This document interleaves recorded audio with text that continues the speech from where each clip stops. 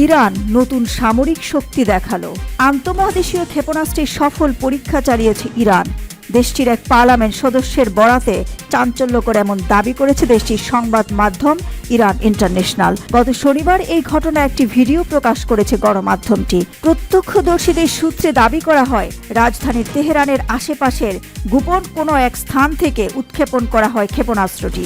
আনুষ্ঠানিকভাবে কোনো দায় স্বীকার না করলেও ধারণা করা হচ্ছে বিপ্লবী গার্ড বাহিনী IRGC মিসাইল পরীক্ষাটি চালিয়েছে। স্বল্প থেকে দূরপাল্লার উন্নত ক্ষেপণাস্ত্র প্রযুক্তিতে সমৃদ্ধ ইরানের সমর ভাণ্ডার। আলোচিত ক্লাস্টার মিউনিশন যুক্ত মিসাইলও রয়েছে তেহরানের কাছে। ধারণা করা হয় মধ্যপ্রাচ্যে সবচেয়ে বেশি সংখ্যক ক্ষেপণাস্ত্রের মজুদ ইরানে।